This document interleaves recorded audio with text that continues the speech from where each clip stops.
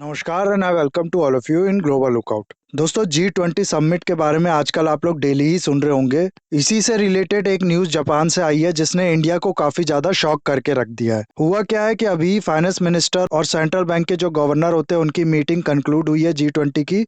और अब मीटिंग होनी थी फॉरेन मिनिस्टर की।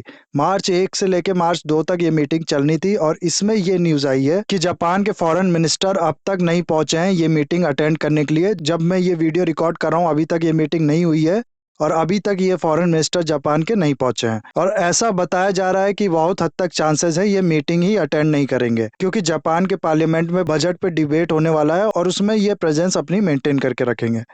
लेकिन अगर सच में ये रीजन है तब भी ये बहुत ज्यादा शॉकिंग न्यूज है इंडिया के लिए। क्यों, इसके बारे में मैं आगे आप लोग को बताऊंगा। इसके अलावा रशिया यूक्रेन वॉर की वजह से G20 ग्रुप जो है वो एक तरीके से बहुत ज्यादा स्प्लिट कर चुका है, जिसके बारे में भी मैं बताऊंगा आप लोग को। और लास्ट ये जो G20 कॉमन फ्रेमवर्क है जिसके बारे में हो सकता है आप लोग ने भी कई बार सुना होगा, वो भी हम लोग देखेंगे। और इन सब चीजों के अलावा बहुत कुछ आप लोग को जानने को मिलेगा इस वीडियो में। बस आपको एंड तक बने रहना है और अगर वीडियो अच्छा लगे तो लाइक कमेंट शेयर सब्सक्राइब जरूर करना है। तो G20 के बारे में आप लोग को पता होगा, ये एक इंटर गवर्नमेंटल फोरम है। 19 कंट्रीज प्लस एक ग्रुप यानी कि यूरोपियन यूनियन इसमें मेंबर है। प्राइमरीली ये जो ग्रुप था ये बना था ग्लोबल इकोनॉमी से रिलेटेड जो इशू है उनको टैकल करने के लिए। 1990s का जो टाइम था उसमें एशियन कंट्रीज की जो इकोनॉमीज थी उसमें फाइनेंशियल क्राइसिस देखा गया और ज्यादातर ये क्राइसिस जो था वो ईस्ट एशियन कंट्रीज और साउथ ईस्ट एशियन कंट्रीज में था। और उसके बाद ये ग्रुप का इंसेप्शन हुआ और उस समय तक केवल फाइनेंस मिनिस्टर और सेंट्रल बैंक के जो गवर्नर है वही मिला करते थे इस ग्रुप के अंदर। लेकिन फिर जब 2008 में वर्ल्ड में फाइनेंशियल क्राइसिस देखा गया तो उसके बाद ये डिसाइड हुआ कि लीडर्स को भी इसके अंदर मीटिंग करनी चाहिए। और हर साल फिर ये मीटिंग होने लगी और इस ग्रुप की इंपॉर्टेंस और भी ज्यादा बढ़ गई, क्योंकि 2008 का जो फाइनेंशियल क्राइसिस था वो शुरू तो हुआ था यूएसए से, लेकिन इसने धीरे धीरे पूरे वर्ल्ड की इकोनॉमी को अपनी चपेट में ले लिया था। इसीलिए ये समझा गया कि सिर्फ डेवलप्ड कंट्री की इकोनॉमी को ही संभाल के वर्ल्ड की इकोनॉमी को नहीं सही रास्ते पे रखा जा सकता, डेवलपिंग कंट्रीज को भी इसमें इंक्लूड करना पड़ेगा। इसलिए इस ग्रुप को फिर और भी ज्यादा इंपॉर्टेंस दिया जाने लगा और इसी ग्रुप का इस समय प्रेसिडेंट और होस्ट है इंडिया। और इस समय ये जो समिट है ये ऑलरेडी चल रहा है इंडिया में, जिसके बारे में मैंने ऑलरेडी शुरुआत में आप लोग को बता दिया कि फाइनेंस मिनिस्टर की मीटिंग हो चुकी है, फॉरेन मिनिस्टर की होनी है। और अगर आप लोग G20 के वेबसाइट पे जाएंगे तो पूरा वहां पर आप लोग को डिटेल मिल जाएगा कि कब किस दिन किस चीज की मीटिंग है ना। इसी चीज में अब हुआ क्या है कि एक नया बवाल खड़ा हो गया है। जापान के जो फाइनेंस मिनिस्टर है वो आए थे फाइनेंस मिनिस्टर की मीटिंग में, लेकिन जो फॉरेन मिनिस्टर है वो नहीं आएंगे फॉरेन मिनिस्टर्स की मीटिंग में, ऐसा कहा जा रहा है। जापान के फॉरेन मिनिस्टर है हायाशी योशिमाशो और ये जापान का जो पार्लियामेंट सेशन है उसको ज्यादा इंपॉर्टेंस दे रहे हैं G20 मीटिंग से, इसीलिए इस मीटिंग में ये नहीं आ पाएंगे। और इसके लिए फिर क्या हो रहा है कि दुनिया भर से तो जो बात होंगी वो होंगी, इंडिया भी इस चीज पे गुस्सा हो सकता है, वो सब चीज अलग बात है। लेकिन इनकी खुद की कंट्री से इनके इस डिसीजन को बहुत ज्यादा क्रिटिसिज्म मिल रहा है। जापान के जो एमपीज सिविलियंस या फिर एक्सपर्ट्स है वो इनको क्रिटिसाइज कर रहे हैं, ये एक इम्पॉर्टेंट अपॉर्चुनिटी को गंवा रहे हैं। उनका कहना है कि इनको जाना चाहिए इस मीटिंग में और जाके वहां पर चाइना को वो जो एग्रेसिवनेस दिखा रहा है उसके लिए क्रिटिसाइज करना चाहिए। साथ ही साथ रशिया का जो एक्शन है यूक्रेन में उसके लिए रशिया को क्रिटिसाइज करना चाहिए। इस मीटिंग को ये स्किप करके बहुत ज्यादा गलती कर रहे हैं। और अगर आप लोग देखो तो ये सब जापान की तरफ से तब हो रहा है जब वो साफ कहता है इंडिया को कि हम लोग आपसे जो रिलेशनशिप है उसको मजबूत करना चाहते हैं, उसको इम्प्रूव करना चाहते हैं, जो कि वो बहुत ज्यादा जरूरी समझता है चाइना को अगर टैकल करना है तो। इसीलिए हाल में दोनों के बीच एक मिलिट्री एक्सरसाइज भी शुरू हुआ है धर्मा गार्जियन जापान में, जो कि हुआ था। और इसी तरह के और भी जो कॉपरेशन है वो दोनों के बीच में बढ़ रहे हैं। जापान बहुत तेजी से इसको बढ़ाना चाहता है, लेकिन उसके बाद भी ऐसे जब इवेंट होते हैं तो ये एक बहुत ही गलत सिग्नल भेजते हैं। लास्ट ईयर अगर आप लोग को याद होगा तो जब शिंजो एबे को गोली मार दी गई थी तो उनके फ्यूनरल में खुद प्रधानमंत्री जी हमारे गए थे। तो इस चीज की भी थोड़ी रिस्पेक्ट करनी चाहिए, ऐसे इस तरीके से मीटिंग को स्किप नहीं करना चाहिए था जापान के फॉरेन मिनिस्टर को। ये इस तरीके का सिग्नल भेजता है कि जापान सिर्फ G7 को रिस्पेक्ट करता है, G20 ग्रुप को ये नहीं मानता है। और G7 और G20 में क्या अंतर है ये मैं बताऊं अगर आप लोग को, तो हालांकि G20 को बनाया G7 नहीं है, लेकिन G7 ग्रुप है केवल डेवलप्ड कंट्री जो है उनका, और G20 जो है उसमें डेवलप्ड कंट्री भी हैं और डेवलपिंग कंट्रीज भी हैं।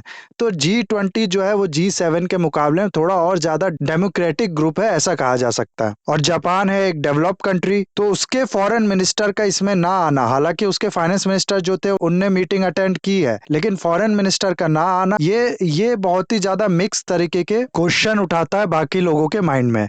अब हुआ क्या है कि हालांकि जैसा कि मैंने आप लोग को बताया कि इसका रीजन ये दिया जा रहा है कि जापान में जो है वो बजट पे डिबेट होने वाली है उसके पार्लियामेंट में, इसलिए ये नहीं आएंगे। लेकिन हो क्या रहा है G20 में इस समय कि ये पूरा ग्रुपिंग दो सब ग्रुप में इनफॉर्मली बढ़ता हुआ दिख रहा है। एक वो ग्रुप है में जो रशिया है उसके बहुत ज्यादा खिलाफ है, उसको बहुत ज्यादा क्रिटिसाइज करना चाहता है। आप लोग समझ सकते हैं कि कौन होगा इस ग्रुप में, पूरा वेस्ट इस ग्रुप में है। और दूसरी तरफ चाइना, इंडिया जैसी कंट्रीज है वो कह रही है कि ठीक है ये वॉर हो रहा है, नहीं होना चाहिए, लेकिन हम लोग इसको वॉर क्यों कहें, वॉर नहीं कहना चाहिए, इसको क्राइसिस कहना चाहिए।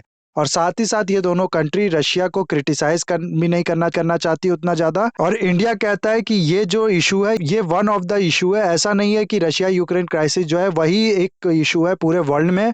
हम लोग को इस इशू को बाकी सारे इशू के ऊपर डोमिनेट नहीं करने देना चाहिए और बाकी सब इशू पे भी ज्यादा फोकस करना चाहिए। वो कौन कौन से इशू है जिसपे इंडिया फोकस करना चाहता है उसके बारे में मैं आगे आप लोग को बताऊंगा। लेकिन ये जो स्प्लिट है इसकी वजह से हो क्या रहा है कि अभी जो फाइनेंस मिनिस्टर की मीटिंग हुई है उसमें जब इंडिया ने ये कहा था कि हम लोग ये जो इशू है रशिया यूक्रेन का इसको वॉर करके नहीं डिक्लेयर करेंगे, या फिर जो कम्युनिके पास होगा एंड में उसमें इस इशू के उतना ज्यादा मेंशन नहीं किया जाएगा, तो फ्रांस ने इसमें कह दिया था साफ साफ कि ऐसा करके आप लोग गलत करोगे। इसीलिए कोई भी ऐसा कम्युनिके इस पूरे G20 समिट में जो रशिया यूक्रेन वॉर को पूरी तरीके से क्रिटिसाइज नहीं करते, एटलीस्ट उस लेवल का क्रिटिसाइज नहीं करते हैं जितना लास्ट ईयर इंडोनेशिया में G20 समिट हुआ था उसमें किया गया था, उस कम्युनिके पे हम लोग साइन नहीं करेंगे। इसीलिए ये जो फाइनेंस मिनिस्टर की मीटिंग थी इसके बाद कोई कम्युनिके पास नहीं हुआ, और ऐसे में फिर जो होस्ट कंट्री होती है यानी कि इंडिया इस केस में, उसको अपना समरी देना पड़ता है, क्योंकि सारी कंट्रीज में कंसेंसस ना डेवलप होने की वजह से कोई कम्युनिके पास नहीं हो पाता। कम्युनिके मतलब हो सकता है आप लोग को पता होगा कि मीटिंग के एंड में एक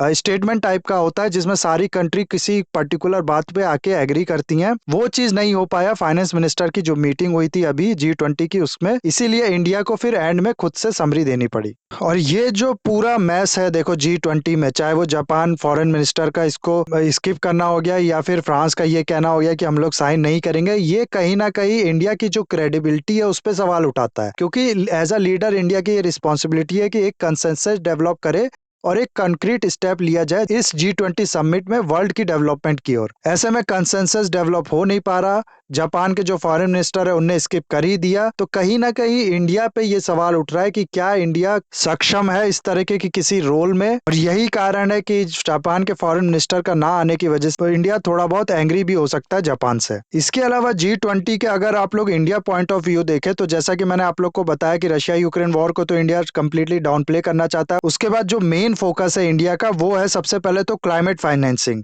क्लाइमेट फाइनेंसिंग की जो टॉक है उसको इंडिया रिवाइव करना चाहता है। क्लाइमेट फाइनेंसिंग के बारे में अगर आप लोग को नहीं पता तो मैं शॉर्ट में बता देता हूँ। दरअसल हुआ क्या है कि डेवलप्ड कंट्रीज ने ये कहा था कि ठीक है क्योंकि हम लोग ने बहुत ज्यादा पॉल्यूशन फैलाया है हमारी इंडस्ट्रीज वगैरह की वजह से, इसीलिए हम लोग ये प्लेज लेते हैं कि 2020 के बाद से हम सब मिलके हर साल $100 बिलियन मोबिलाइज करेंगे क्लाइमेट चेंज के अगेंस्ट एक्शन लेने के लिए। और ये पैसा जो है ये ग्रांट के रूप में दे दिया जाएगा स्मॉल आइसलैंड कंट्रीज को या फिर लीस्ट डेवलपमेंट कंट्री जो है उनको, और फिर वो काम करेंगी वर्ल्ड में कार्बन फुटप्रिंट को कम करने के लिए। लेकिन हुआ क्या है कि 2023 आ गया है, अभी तक जो डेवलप कंट्रीज हैं उनने अपना पैसा मोबिलाइज करना शुरू नहीं किया है, और ये बातें सिर्फ पेपर पे ही लिमिट रह गई हैं। इसीलिए इसको दोबारा इंडिया जो है मेजर फोकस एरिया बनाना चाहता है ताकि दोबारा इस पे बात हो और इसके लिए काम हो। दूसरा फिर फूड सिक्योरिटी इंपॉर्टेंट इशू रहेगा इंडिया के लिए। आप लोग को पता होगा कि इंडिया के कहने पे यूनाइटेड नेशन ने 2023 को international year of millet declare किया है, और मिलेट जो है वो एक इंपॉर्टेंट रोल प्ले कर सकता है दुनिया भर में जो फूड सिक्योरिटी है उससे डील करने में। इसीलिए मिलेट से रिलेटेड जो टॉक्स होती हैं वो और फूड सिक्योरिटी ओवरऑल एक बहुत बड़ा मेजर फोकस एरिया रहना है इंडिया का इस G20 समिट में, क्योंकि हमें पता है कि रशिया यूक्रेन वॉर के बाद दुनिया भर की कंट्रीज में फूड सिक्योरिटी का जो खतरा था खासकर से जो पुअर कंट्रीज थी वो बहुत ज्यादा बढ़ गया है, क्योंकि रशिया जो है वो फर्टिलाइजर का प्लस रशिया और यूक्रेन दोनों वीट का एक बहुत बड़ा एक्सपोर्ट सोर्स थे। नेक्स्ट SDG यानी सस्टेनेबल डेवलपमेंट गोल्स, वो 17 गोल जो zero hunger, quality education, clean water, sanitation, gender equality, decent work and economic growth, climate action, इस तरीके के जो 17 गोल्स है सस्टेनेबल डेवलपमेंट गोल के अंदर, उस पे मेजर फोकस रहना है इंडिया का, उसको प्रमोट करेगा इंडिया। साथ ही साथ आज के टाइम में वर्ल्ड बैंक और IMF जैसे जो इंस्टीट्यूशन है इसमें ज्यादातर अगर आप लोग देखोगे तो USA या फिर बाकी वेस्टर्न कंट्रीज कंट्रीज या फिर डेवलप्ड कंट्री जो है उन्हीं का दबदबा है, वही इसमें ज्यादा से रखती हैं। जिसको वो चाहती हैं उनको आसानी से लोन मिल जाता है और जिसको नहीं चाहती हैं उनको भले कितनी भी जरूरत हो ये लोन नहीं मिल पाता है। तो मतलब एक तरीके का कोई प्रोसीजर नहीं है, बहुत हद तक जो चीजें हैं वो इनके मूड पे डिपेंड करता है। और यही कारण है कि पाकिस्तान को बड़ी आसानी से हर बार लोन मिल जाता है और वही श्रीलंका को जब बहुत ज्यादा जरूरत पड़ गई लोन की तभी उसको आसानी से लोन नहीं मिल पा रहा था। बहुत टाइम पहले मैंने एक वीडियो भी बनाई थी जिसमें मैंने बताया था कि क्यों पाकिस्तान को इतनी आसानी से लोन मिल जाता है और वही श्रीलंका को ये लोन नहीं मिल पाता है। अगर आपने वो वीडियो मेरी नहीं देखी है तो उससे जाके देखिए, लिंक मैं उसका डाल दूंगा डिस्क्रिप्शन में, वहां से आप लोग उस वीडियो को देख सकते हैं। अभी मैं खाली ये बताना चाहता हूँ कि इनके मूड पे पूरा डिपेंड करता है कि किसको ये बड़े बड़े फाइनेंशियल इंस्टीट्यूशन जो अपने आप को ग्लोबल इंस्टीट्यूशन कहते हैं उनको लोन मिलना चाहिए और किनको नहीं मिलना चाहिए। श्रीलंका की फंडामेंटल हालत पाकिस्तान के कंपैरिजन में बहुत ज़्यादा ठीक भी थी और साथ ही साथ उसकी इकोनॉमिक हिस्ट्री जो है वो भी बहुत ज़्यादा खराब नहीं है। एज अ कंपेयर अगर हम लोग पाकिस्तान से करें तो उसके हिसाब से तो बहुत ज़्यादा ठीक है श्रीलंका की इकोनॉमी की हिस्ट्री, लेकिन उसके बाद भी श्रीलंका को लोन नहीं मिल पा रहा था जिसका एक मेजर कारण ये था।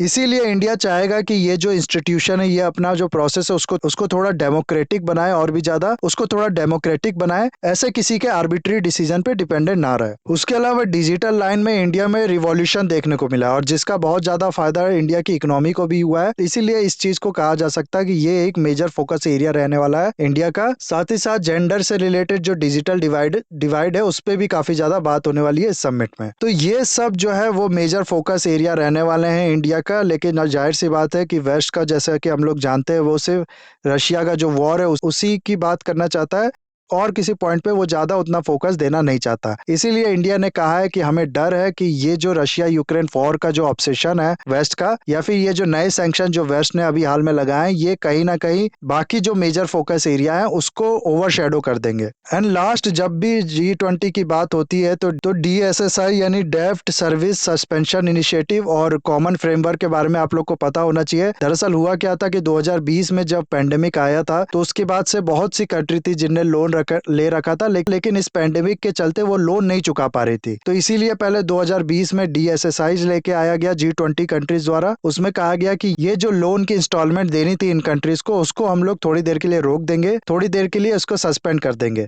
ताकि ये कंट्रीज उस पैसे को इस्तेमाल कर सके कोविड के अगेंस्ट में जो फाइट है इनकी उसके लिए। लेकिन फिर हुआ क्या कि कोविड के बाद भी इनकी इकोनॉमिक हालत बहुत ज्यादा खराब हो गई थी, फिर रशिया यूक्रेन वॉर ने और ज्यादा खराब कर दी। इसीलिए फिर एक नया कॉन्सेप्ट लेके आया गया कॉमन फ्रेमवर्क का। इसका भी जो ऑब्जेक्टिव है वो यही है कि ये जो कंट्रीज है इनको रिलीफ प्रोवाइड करनी है इनका जो डेब्ट ऑब्लिगेशन है उसको लेके। इसीलिए इस चीज में क्या किया गया है कि लोन जो दिया गया इन कंट्रीज को उसको रीस्ट्रक्चर करने की बात की गई है। ये रीस्ट्रक्चरिंग जो है ये केस बाय केस की जाएगी। जो कंट्रीज है जिनने लोन ले रखा है उनके इन्विटेशन के बाद, यानी कि वो कहेंगी कि हमारे लोन को रीस्ट्रक्चर कर दो, हम लोग चुका नहीं पा रहे हैं, तब उनका जो लोन होगा उसको रीस्ट्रक्चर किया जाएगा। ऐसा नहीं है कि सारी कंट्रीज का रीस्ट्रक्चर कर दिया गया है, लेकिन जो डेब्ट सर्विस सस्पेंशन इनिशिएटिव था उसमें सारी कंट्रीज का जो लोन था उसको थोड़ी देर के लिए सस्पेंड कर दिया गया था। साथ ही साथ ये जो कॉमन फ्रेमवर्क है इसमें जो प्राइवेट लैंडर्स है उनको भी इन्वाइट किया गया है कि आप भी इसी तरीके के, नहीं पूरी तरीके से सेम तो एटलीस्ट कंपेरेबल स्टेप जो है उसको लो, ताकि ये जो कंट्रीज है इन पे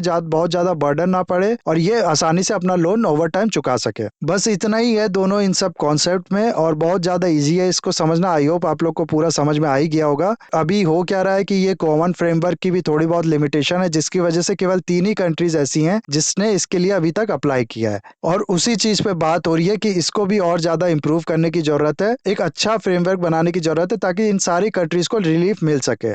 ओके, तो इतना था गाइज इस वीडियो में। आई होप वीडियो आपको अच्छा लगा होगा। इसे लाइक कमेंट शेयर सब्सक्राइब जरूर कीजिएगा। That's all, have a nice day, take care.